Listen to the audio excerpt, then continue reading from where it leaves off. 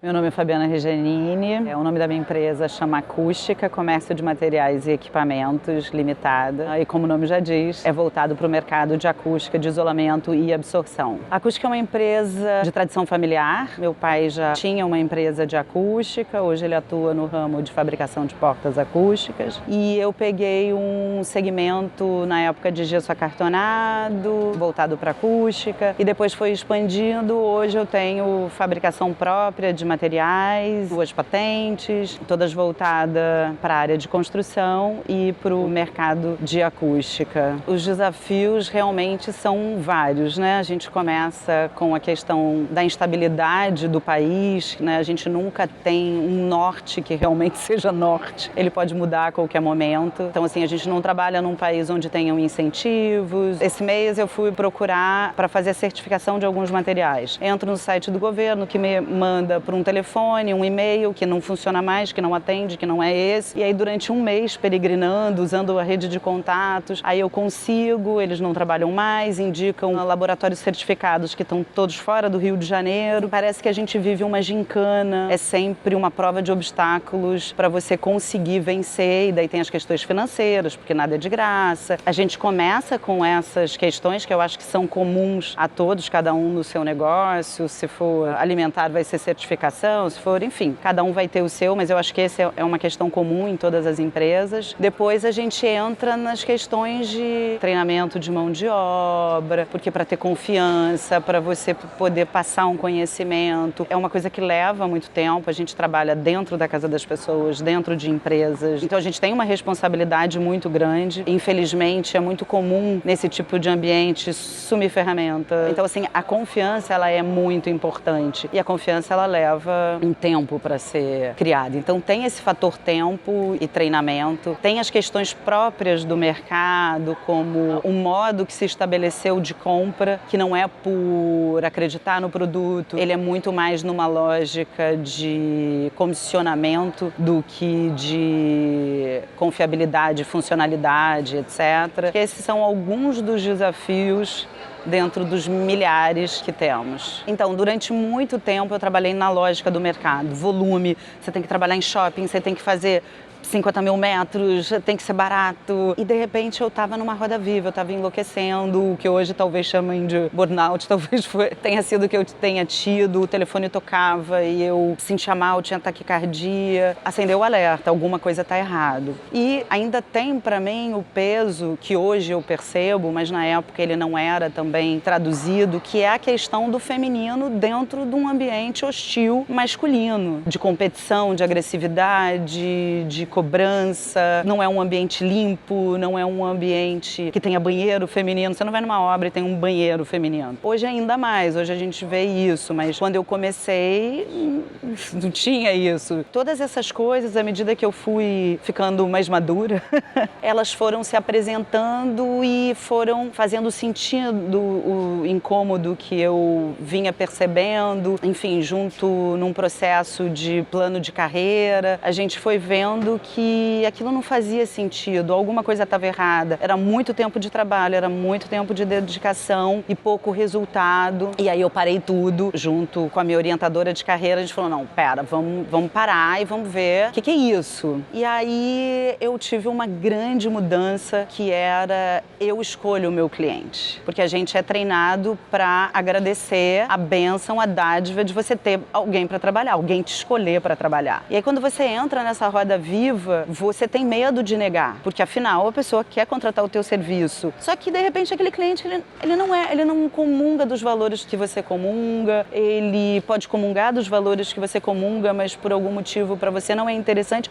e você pode dizer não. E o limite ele é balizador na vida. Eu acho que quem tem filho percebe isso muito bem. E aí eu fui aprendendo a dar os limites profissionais e aprender o canto da sereia, porque a gente vive numa sociedade capitalista onde diz: você não pode negar uma obra de 1 milhão. mas ninguém te pergunta o seguinte, quanto você vai despender para ganhar isso? E esse 1 milhão, ele é teu? E aí eu comecei a ver que o risco era sempre muito grande, porque grandes empresas, ela vai te trazer esse canto da sereia, eu tenho uma obra de 1 milhão, e ela vai te fazer baixar o preço, e quando você vê o teu risco é muito grande, se ela atrasa o teu pagamento, se some uma caixa de parafuso, se tudo vira gigantesco. E aí eu tive uma grata surpresa, que foi descobrir a lucratividade no menor. E aí isso me deu tranquilidade para pensar, tranquilidade para inovar, me trouxe um maior relacionamento com as pessoas que eu trabalhava. Porque quando você trabalha com 100 pessoas, você precisa de 100 pessoas. Nem sempre vai ser aquela que você mais gosta, vai ser aquela que você precisa naquele momento, aquela que está disponível. Isso também me trouxe essa proximidade com as pessoas que eu tinha mais afinidade e com isso um melhor relacionamento de trabalho, uma maior segurança, eu acho que de ambas as partes, pelo menos eu espero, posso falar por mim. E aí isso me trouxe a possibilidade da inovação. Tem uma coisa em obra que me incomoda até hoje, eu ando na rua olhando caçamba, falo, caramba,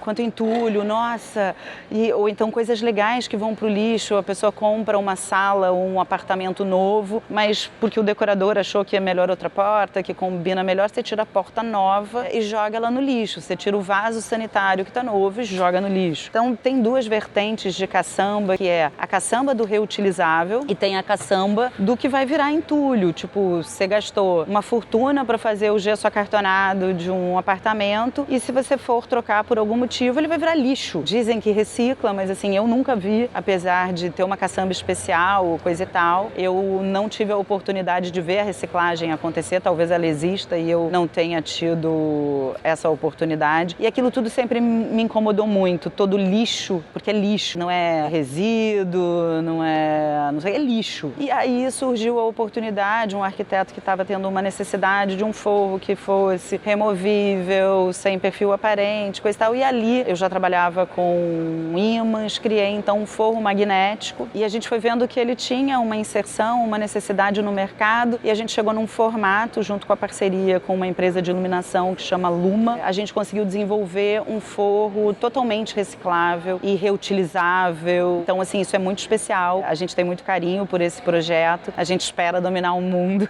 Apesar do ferro ter uma extração muito, vou chamar de dolorosa, né? Porque ele arranca a terra, ele faz buraco. Por outro lado, ele é menos impactante do que você tirar uma gipsita, porque o ferro ele vai ser reciclável, ele vai ser reutilizável, ele vai voltar para a cadeia de produção, tudo muda, então talvez amanhã possa aparecer um impacto diferente, mas hoje, com os elementos que a gente tem, a gente acredita que esse forro, ele vem para resolver uma grande questão, não só de lixo, mas como da funcionalidade, porque você compra um forro, você paga aquele dinheiro e ele naquele momento ele virou poeira. O nosso forro não, ele continua um ativo. Isso acontece com os nossos tensionadores de tecido. Eu agora tive uma experiência bem legal, assim, anos buscando essa experiência. A gente teve essa primeira experiência que foi, a gente sempre fez painéis acústicos de derivado de petróleo, de, enfim, materiais que iam para o lixo também, viravam lixo. E hoje a gente faz painéis com tensionadores de tecido. E a gente teve essa experiência agora, uma cliente comprou, utilizou por 2 anos e precisou se mudar e não vai poder usar o material. Na outra ponta tinha um cliente precisando do material e a gente, com muito prazer, a gente abriu mão da venda e colocou os dois em contato e, assim, foi muito feliz pra gente ver isso acontecer, essa rede, que é o que a gente espera, que prospere e que desenvolva para que o material não vire lixo, o dinheiro dela não tenha sido todo em vão, então ela obteve uma parte do investimento de vida dela, porque ela é uma super cantora, então a gente sabe que aquilo era um projeto, era um prazer, um lugar dela ensaiar, então ela sabe que hoje o material dela está servindo a outra pessoa que toca violão, que tem o prazer de estar ali, ela teve parte do investimento dela de volta. Na outra ponta, o cliente não precisou comprar um material novo, então ele teve uma pequena vantagem financeira, mas mais do que isso, a natureza lucrou grandemente com essa conexão e a gente espera conseguir fazer essa rede para que isso aconteça mais vezes. Então, assim, o nosso desafio é esse, é colocar materiais sustentáveis, porque infelizmente, assim como o orgânico, ele sai um pouco num custo um pouco maior de início, só que ele não é um dinheiro jogado fora. Essa conscientização, ela leva tempo, essa experiência, ela leva tempo. Por exemplo, o tensionador a gente está fabricando desde 2014 e a gente está em 2022 e é a primeira vez que a gente consegue fazer a integração entre um cliente que tinha que abrir mão do seu material com outro que precisava do material. Requer uma maturidade do mercado, requer uma disseminação do produto e todas essas coisas que, sem esse apoio que a gente fala de financiamentos com baixos juros e etc., depende da gente colocar no mercado. Então é um processo mais lento do que se a gente viesse com marketing, visitando escritórios e etc. Dentro do que eu sinto, do que eu percebo, encontrar pessoas como o Clube da Economia, da Funcionalidade, de Colaboração, ele já traz um alento por si só. Eu acho que isso já é um ganho, a gente saber que tem pessoas que estão buscando caminhos que tragam soluções para problemas que estão aí arraigados. Então, a gente encontrar pessoas com que a gente possa trocar, conversar, pensar junto, eu acho que isso por si só já é um ganho excelente. Aliado a isso, eu tive os ganhos específicos, né? Nesse processo todo, que não foram somente empresariais. A amizade que a gente fez, a troca, é um grupo de empresas muito diversas, mas de pessoas que têm objetivos em comum, além da troca de experiência, porque a vida do empresário é muito solitária. Às vezes a gente acha que existe o segredo, que existe alguma metodologia que se a gente seguir. E quando a gente encontra empresas, algumas que têm muito mais tempo de estrada que a gente, outras que têm um pouco menos, outras que estão no mercado muito diferente, e a gente percebe que todas têm o mesmo questionamento, isso traz um alento de, bom, isso não é uma questão só minha, e a solução ela realmente não é fácil, ela é buscada e pensada. Agora, objetivamente, a economia da funcionalidade de colaboração me trouxe reflexões que me fizeram mudar o holofote. A gente sempre olha aquilo que a gente não tem e às vezes a gente não olha aquilo que a gente tem e às vezes a gente olha aquilo que a gente tem, mas a gente, tipo, diamante bruto, você olha e não vê que ele é um diamante, ele está ali para ser lapidado e às vezes a gente não reconhece no primeiro momento. Então, quando a economia da funcionalidade de colaboração traz essa reflexão dos prescritores, de quem é a tua rede, e você olha para os teus clientes que estão ali. No meu caso, minha rede social é muito pobre, eu não tenho site, eu não tenho folder. E aí eu olho e falo assim, caramba, esse valor é do relacionamento que foi criado com os meus clientes, a confiança que se criou, a amizade que se criou. Então hoje eu tenho uma rede de prescritores que eu não percebi, ela estava ali, não é que ela não existisse, ela sempre existiu, mas eu não enxergava ela com olhos de enxergar, como diria. Eu sabia que ela estava ali, coisa e tal, mas não via todo esse valor e de repente eu olhei e falei assim, que incrível, que maravilhoso. Esse para mim eu acho que foi o maior ganho, foi mapear essa rede, foi ter esse prazer, esse grato prazer de olhar cada cliente não só como cliente, mas como um disseminador do meu trabalho, como um parceiro, como alguém que acredita em mim, que propaga, que fica feliz, que fala, olha, falei do fulano para você, e aí ele te ligou. Pessoas que estão vibrando com o teu sucesso, que estão felizes em fazer a conexão entre pessoas. Então, assim, é maravilhoso, assim. Eu acho que, para mim, esse foi o selinho de ouro, assim. Foi o que trouxe... Claro que a gente teve outros ganhos, reflexões, mas eu diria que essa, para mim, foi a mais valiosa. Eu acho que esse é um grande insight, assim. Claro que tem outros, mas eles são mais desafiadores. Às vezes eu me questiono, será que eu consigo me encaixar efetivamente nesse modelo como um todo? Porque, ok, funcionalidade, eu acho, esse foi outro ganho, na verdade. Foi descobrir o seguinte, poxa, eu sempre trabalhei com funcionalidade. Eu nunca vendi espuma para colocar embaixo da mesa. Eu nunca vendi material acústico para que ele não desempenhasse a função que ele precisa. Porque em acústica a gente tem uma coisa que é, se você fizer 30% da solução, você não tem 30% do resultado. Só a partir de uma determinada linha é que vai começar a você ter a percepção do efeito. A gente sempre teve como valor não queimar o material e não vender por vender. Por conta da natureza, por conta... Quantas vezes a gente ouve, assim, tipo, pessoas que compraram materiais como o Sonex, que é uma espuma. Eu não gosto de chamar de espuma, porque senão, como diz um cliente meu, essa esponja parece que é tudo igual. E a gente tem a Boate Kiss para provar que não é tudo igual, a gente tem diferença. Não é à toa que um é mais barato, não é à toa que um é mais caro. A gente sempre teve esse cuidado e essa responsabilidade muito grande em informar para o cliente o porquê do preço, porque às vezes a pessoa te diz: ah, isso aqui é caro. Caro, será? Quanto custou a Boate Kiss? Não tem preço. As vidas que se perderam tão jovens por causa de uma espuma que saiu mais barata. Ela foi mais barata? Ela não foi mais barata. Mas talvez ninguém tenha tido o esclarecimento, porque o cliente, apesar de legalmente ele ser obrigado a saber de tudo, porque no caso ele era um dono de boate, ele tem a responsabilidade sobre isso, a gente sabe que isso não acontece. Por isso a gente busca especialista em cada área. Eu acho que a funcionalidade, ela é de uma importância que é muito maior do que a boa utilização do produto. É isso que eu estou falando. Eu sempre uso a Boate Kiss porque ela é um exemplo. A gente poderia ter milhões de Boate Kiss, mas eu acho que o mundo tem anjos da guarda tão bom que isso não acontece, porque eu visito estúdios e eu digo: olha, mas isso pode pegar fogo. Ah, mas era o que a gente podia comprar. Porque todo mundo acha que o custo vai ser barato até o dia da desgraça. Não é todo dia, graças a Deus, que a gente tem uma desgraça, mas a gente tem potencial de desgraça para todo dia. E isso é uma coisa